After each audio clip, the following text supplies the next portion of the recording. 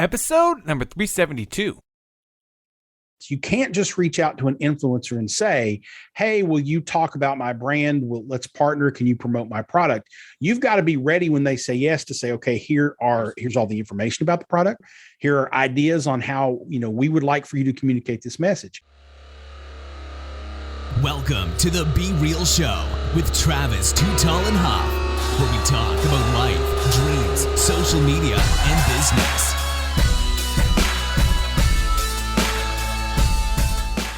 Well, hello and welcome to the Be Real Show with Travis Too Tall and Huff. Folks, you know your boy is always fired up, especially when we can bring an OG in the game back on the podcast. He was in one of the first seasons of the Be Real Show, season 1, back many moons ago, my man. It's almost been 6 years ago. Mr. Jason Foss. Jason, are you ready to be real? I'm ready. I'm always ready, Travis. Thanks for having me back, man. He's always ready, baby. He's always ready, and he is always real. And Mr. Jason is the host of Winfluence, as well as he has a book called Influence, and talk about how you can influence the people around you, get influence, reframing influencer marketing, basically at the end of the day to ignite your brand. Bottom line is, we've all heard about influencer marketing, but at the end of the day, there's many different ways you can do it. And my man literally has a book as well as a show, a podcast, where he's bringing on experts of the game of influencer marketing and such an ever-evolving space, my man. How's your day going today, Jason? Day's going pretty good. It started off bad. I had some dental work done this morning. So I feels like I've been punched in the face, but other than that, I'm doing all right. The dentist, man. The dentist. We all fear it, but it's one of those things you got to still. It's a happy medium. You got to still take care of them teeth, right? Like it's for all of us. It's for all of us as we get older. It always happens, right? That's very true. And actually, it's an interesting segue because in my book and on my show, I talk about influence marketing without the R. And kind of a long story short, I feel like if you're going to do influencer marketing, you should actually try to influence. That should be your goal, right? That's the verb is what you're trying to do. So let's take away the R and let's work through people who have influence. My dentist and I sat in a chair in a room for 3 hours today, and we had conversations. If I am someone who is trying to reach people in the northeast side of Louisville, Kentucky, as a small business, if I'm partnering with dentists, they have a captive audience, right? If I give them motivation or reason to talk about my business or my product, like if my dentist had said, hey, there's a new Mexican restaurant down on the corner, you should go check that out.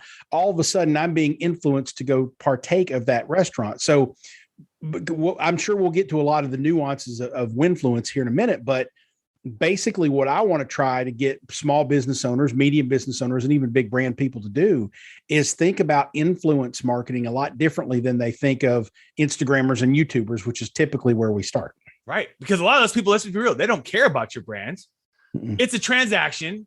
And I was telling you when I came on your show, a lot of them aren't even going to keep it up there for 24 hours unless you pay them more money. And so creating these organic, real relationships, like you said, with the local dentist, with your local practitioner of your car automotive service. Let's just be real. How many cars are rolling through your local automotive service to partner up with and send people to the local restaurant or wherever? And we just forget about these things. And you think that a YouTuber is going to get it to you. But talk to me a bit. Take me back into your story, because I know, we've had you on the show early. A lot of big things about social media. Obviously, it was just getting going. But then talk to me about your kind of interest, or if you want to call it a passion, into the influencers, the influence. So, I'm a PR guy by trade. I spent before I got into this whole social media marketing thing that's exploded in the mid 2000s. I was a PR guy in college athletics for about 15 years. And so, what that entailed was reaching out to media members and pitching them story ideas, which is in essence what you do with influencers. You're reaching out to people who have an audience, who can persuade that audience to do something or think a different way or whatever, take some sort of action. And you're trying to convince them to talk about, write about, use your product. Now, the game has changed a little bit, and PR differs from influencer marketing in that PR is typically earned media. You're typically reaching out to reporters to get them to write about you without having to pay them. You're trying to convince them that it's a worthy story for them to write. Right. Influencers are a little bit more, well, this is my time and my creativity and my talent, so you need to pay me if I'm going to do this. So there's a little bit of a different shift in how that manifests itself. But there are plenty of opportunities out there for you to reach out to influencers and not have to pay them because of the value you're able to give them in that transaction. So I'm a PR guy by trade, and that's kind of where the DNA comes from. When I made the shift in the mid 2000s to mainstream advertising, marketing, PR, I was in the right place at the right time, and all of our clients were asking about blogs and social networks. So I happened to kind of on the side as a hobby blog myself and knew a little bit about social media. I was in the right place at the right time and gave them some pretty good advice, and kind of ended up working with some regulated industries. So I got invited to speak at some conferences. So things kind of snowballed. I ended up writing a couple of books, and then worked for, several agencies, and then one brand for a while. And then I wound up last year, actually 2 years ago, sitting at Cornett in Lexington, Kentucky, doing really interesting influence marketing executions for our clients. And I thought, man, I've got some stuff here that we should be able to turn into case studies and talk about. And at the same time, I was getting really frustrated at the mainstream media's coverage of influencers, because they were painting them into the corner, saying, oh, these people are all about peace sign, duck lips, and they're very superficial. They're not worth the investment. And I see all these business owners out there looking at stories in mainstream media and seeing negativity around influencers. Meanwhile, I'm working with the other 95% of them out there who actually can persuade their audience to take action and having successful programs with clients. So those two things kind of collided, and that's where the book Winfluence came from. And then the podcast kind of spun off of that. So talk us into the book, because I think I always like to get some action into the show. Where is it a place that someone could take a little actionable step in their business right now? If you want to call it Winfluence, or where's the first step in figuring out how to even start an influence campaign? Well, the book it's really about influencer marketing strategy. I'm going to grab my cheat sheet here. So hell yeah, I love that. I got a little cheat sheet, so make sure I don't screw something up when I'm telling you all this stuff. So it's really about influencer marketing strategy, but I made sure to make one chapter focused on, okay, here's how you do it. Here's the step-by-step how you do influencer marketing. And so basically, there's 6 steps to building an influencer marketing campaign. So if you want some actionable things, here are some notes right now. Let's go. Here are the 6 steps. So the first one is, as you would with any strategic approach to anything, you've got to decide your goals. Why are you using influence marketing? What are you trying to get these influencers to help you do? Is it drive sales, or is it create awareness? Because those are two different things. Right. Is it drive more people to your website, increase your followers on social media? Be very specific about what you're trying to get out of it, and plan to measure that from the front end. And then you'll be able to better understand and assess whether or not you get there on the back end. So decide your goals is first. Then you've got to define your audiences. You probably know who your target audience is that you're trying to reach. Well, you also then have to understand the influencers and their audiences, because where those two overlap is where you're going to be able to do the next thing, which is delineate the influential people that you're going to use. Because and here's where the small businesses and the local folks often, I find that they make mistakes. They see someone on Instagram or YouTube that lives in their community and has a bunch of followers, and like, well, so-and-so lives down the street from me and she has 350,000 followers on Instagram, so I'm going to partner with her. There's a really good chance that of those 350,000 followers, about 1% of them are in your community. So if you're a small business, that influencer doesn't make any sense for you. Right. It makes a lot more sense to find the other person down the other end of the street who has 12,000 followers, but 90% of them are in your community. Right. So you've got to understand your audience and understand their audience and where those two overlap. So decide goals, define audiences, delineate influential people. Then you have to develop assets. You can't just reach out to an influencer and say, hey, will you talk about my brand? Well, let's partner. Can you promote my product? You've got to be ready when they say yes to say, okay, here's all the information about the product. Right. Here are images you can use. Right. Here's maybe some video footage you can use if you're a YouTuber. Here are ideas on how, we would like for you to communicate this message. So if you don't have that ready and they turn and ask you, well, yeah, I'd be glad to partner with you. Do you have some video footage I could use on my YouTube video as kind of B-roll. And you're like, where do I go? Oh, well, now you're stuck, right? Yep. So develop assets so you'll be able to make it easy for them to communicate your message. Then the fifth step is deliver messages. And I divide this into two things. You got to, this is the point where you deliver the message to the influencer. You reach out to them, you pitch them, try to get them on board, but then you help them deliver messages to their audience to accomplish your goals. So it's kind of a two-step process in that one. And then the last one is determine success. If you did a good job back on number one, deciding your goals and planning to measure along the way, then you have an easier job with number 6 saying, hey, did we get as far as we wanted to go? Or how far did we get? Or what's missing that we can change so that we can continue to move toward where we're going? Right. And that's, I think the first step is where people forget. They go right to, hey, let's just slide these people some money and let's go. And they got me so many things. And, next thing you know, nothing happened for you.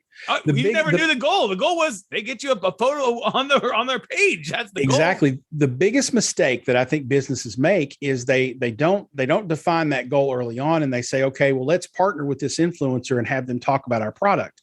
Yep. Well, if there's not a clear goal, then what you're doing in that, the assumption is that you just want awareness. You just want more people to be aware of your product. Well, the biggest mistake though that people make is they do that assuming that they're going after awareness. And then they ask, what was the ROI?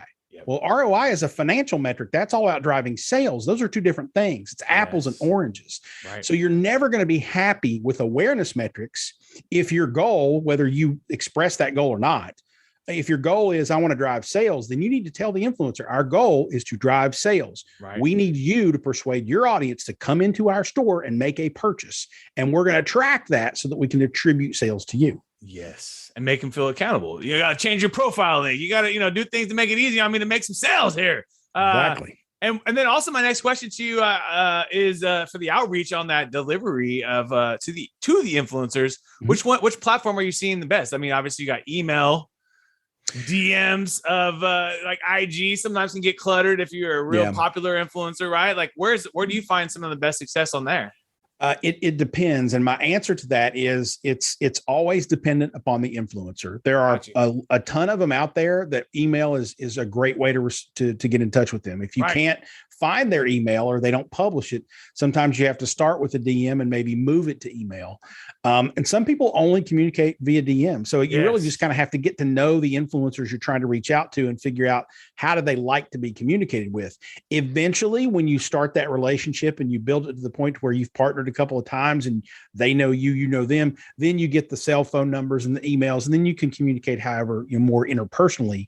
Right. But it really just depends on the influencer. Sometimes it's the private message on Instagram. Sometimes it's email. Sometimes they want you to fill out a form on their website. Some of them, if they have a lot of followers, some of them will have managers and agents that you have to go through, which complicates things a little bit, but it really just depends on the influencer. 100%. So real tactical points of view though on it is email, DMs, and also even like tagging them publicly on like a Twitter, because at least they publicly maybe see that notification and you start up at least trying to start that conversation with them as long as it's authentic is the most important thing too on this outreach is nothing really, you don't want to look too spammy.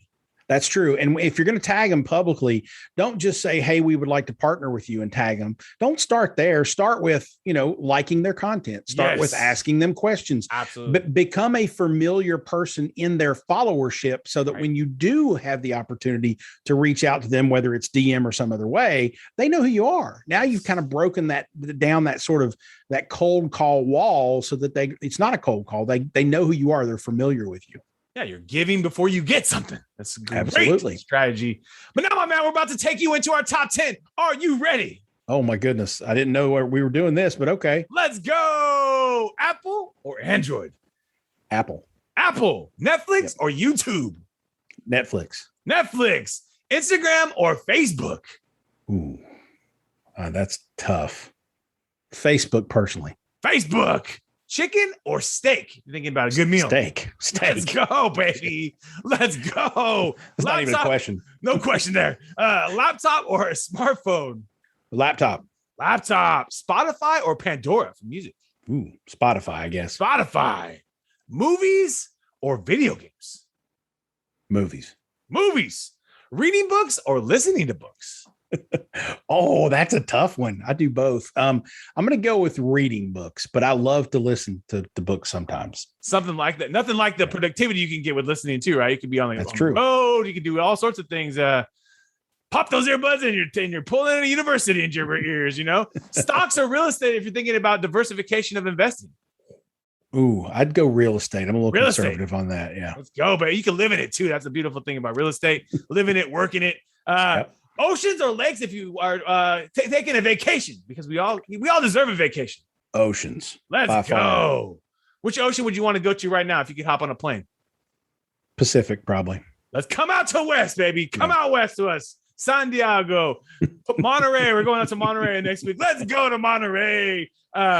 When you're waking up for your day, Jason, you're getting yourself ready, pumped, energized for the day. Why do you love being you, Mr. Jason Foss? Oh man, that's a great question. I love being me because I think I live in a great place in Kentucky. I have a great family and I have good friends, and I love what I do. I love my job. That's all you can ask for in life, right? Yeah. Like that is like literally happiness. And that's it. We all have tough days. We know Mr. Jason has tough days, but when he goes back to having all those things, it makes it all good. Yeah. Beautiful. Do you think he'll ever retire from the game of PR, marketing, and the winfluence now, the influence kind of motive and campaigns? Probably. I mean, what I'd ultimately like to do, honestly, is my goal is to get to a point financially where I can just write books, but not marketing books. Like I want to write true crime books and other things. But I feel like I have to. This is my profession. This is what I do. This is how I can bring value to people and make a good living doing it. And so I'm not going to stop doing that until I can afford to do the other thing by itself. Like Mr. Bezos is using Amazon to funnel his dream of going to space. It's exactly same kind of idea. I like it. You're using your bread and butter, but you're honing the craft too by obviously writing. It's a skill. It's a constant skill to learn. And you know what? If Bezos could donate a rounding error to me from his company, I can do it tomorrow. Just the next 3 hours. Let's just donate. Exactly. Amazon's profits for the next 3 hours. Let's go. How do you typically start your day, my man? Do you have a routine or a way of getting your day going? I do. I get up and have a cup of tea and breakfast, sometimes fruit or bagel or something like that. Nice. And then I always meditate. I meditate in the morning and I meditate in the evening. I've done that for about 6 years now. And that's keeps me grounded, man. Meditation is fantastic. Do you have a certain amount of time that you meditate for? Usually 20 minutes. I do transcendental meditation. So 20 in the morning, 20 in the evening is my typical routine. And then if I have more time during the day, I might meditate a little bit longer, depending upon how stressed out I am or how relaxed I want to be. Isn't it amazing that something so simple as a meditation can really reframe your day? Dude, it's fantastic. And the best thing in the world is when you get to about, for me, this time in the day, we're recording this, in the mid-afternoon, right? My time. Right. When I get to about 3:30, 4 o'clock, and I feel like, oh man, I got another couple hours to do before I can go to dinner. Yes. And I just get wound down. I'm like, wait, stop. Let's take 20 minutes. Let's go do a meditation. I have my 9 a.m. energy all back again. Isn't that crazy? Something crazy about that. Because also you're giving yourself a little break is what you're doing too. You're giving yourself a little break, closing the eyes and literally it changes your entire mindset. So if you haven't ever tried a meditation, folks, I know it's real popular right now, obviously, but just go for it. Well, so, and to give you an idea, if you don't know anything about meditation, what meditation does is it takes your brain on Travis and turns it into your brain on Jason, because Travis is going 1,000,000 miles an hour. And I'm like this, right? 1,000. So I can get a lot done, but I don't have Travis's energy. I don't need it. It's okay. I don't have his energy. So just calm your brain down a little bit. So true. It's necessary. It's just such a necessary thing. I love doing it. And when I don't, I'm literally off on a different track. So I always have to make that a very important part. A couple last questions for you, my man. Do you have a skill you're trying to master right now? Is there something you're trying to get better at? I would have to say writing. I mean, it's my passion. It's what I enjoy doing. It doesn't really matter what I'm writing. I'm trying to be as good at it as possible. So I'm constantly reading about it, listening to other writers. I joined a writers group here in Kentucky not too long ago to just have people to feed off of. So, when I get to the point to where I can write what I really want to write, the true crime books and whatnot, I want to make sure they're good. So I'm constantly trying to get better at that. Do you work on like a Word document, or how do you typically write?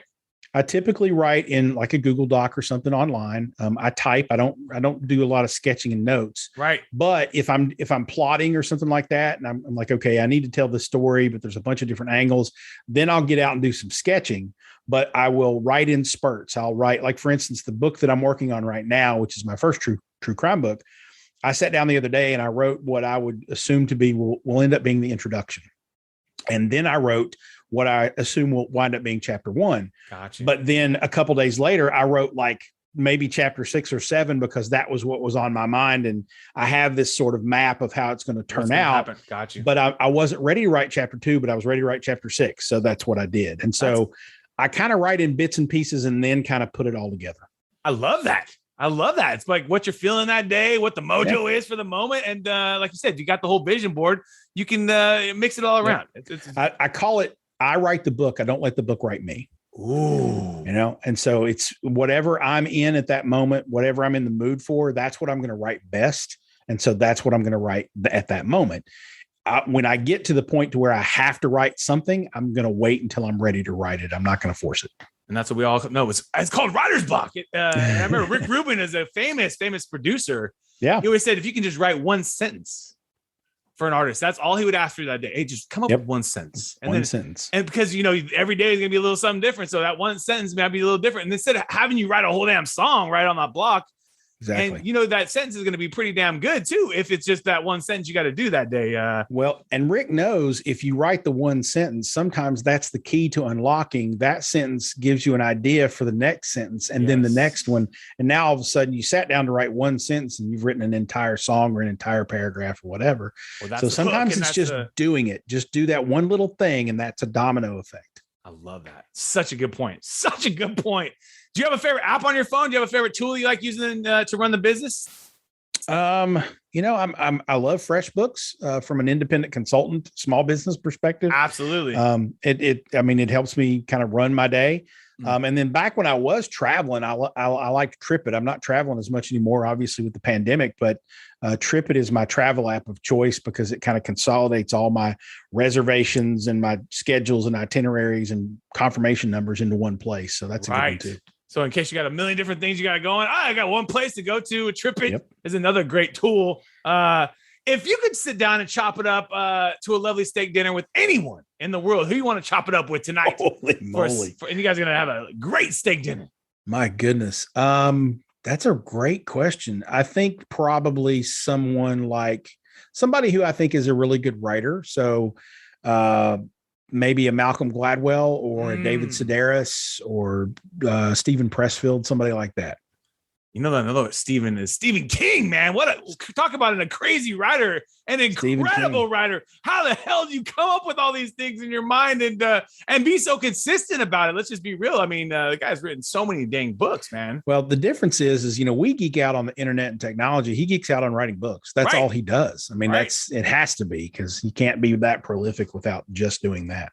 And the dude has got some incredible imagination in your mind, a horrific imagination in his mind. Give our listeners, where is your favorite place for people to learn more about the book or learn more about the Winfluence?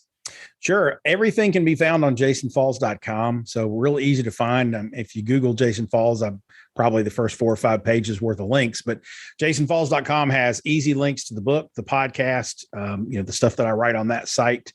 And you can always come to teamcornet.com too if you're looking for an agency to help you. I love that, dude. And we're also going to put in the show notes, because you can get a free chapter of the book by going to jasonfalls.com/get/Winfluence. And we're going to put that in the show notes so you can make it easy for you to get there. My man, I appreciate you. I appreciate your soul. I appreciate your energy and passion. And I love that you are on the tip of writing a true crime novel and maybe the next epic movie, man. You never know, dude. We'll see. Why not is the whole thing. And I always say in general, but God bless your soul, my man. Folks, you've been hanging out with an incredible dude, Mr. Jason Falls and Travis Too Tall and Huff. We want to thank you again for your time today, and let's keep being real. What another epic episode. And if you enjoyed the episode today, can you please do me a favor and subscribe to our podcast, The Be Real Show, on iTunes or your favorite podcast platform. And also take a little time today, if you don't mind, and give your boy T Huff a review. I would really super appreciate it. And thank you so much for listening today. We're all going through a lot right now. And Real-Time Outsource, my business, is giving back to local and small businesses. Through our social media services and campaigns, we are actually helping small businesses get more exposure during these times, and also when we get through these times. At the end of the day, we don't know how long this is all going to last, but most importantly, you got to think about your business right now and take it seriously. So come check us out at realtimeoutsource.com, and we would love for you to qualify and get the process started where we can take a look at your business and see if we can qualify you for some of our services. At little to no cost for most of the businesses, and some businesses, you're going to have to pay, but that's just part of life, right? But most importantly is that I think this is the time, folks, that you can actually help thrive in your business. And so I would love to help you personally with our team. We're all going through a tough time right now. So take advantage of us. realtimeoutsource.com. Check us out. And we would love to do some business with you and help you with your social and digital media in 2020 and beyond.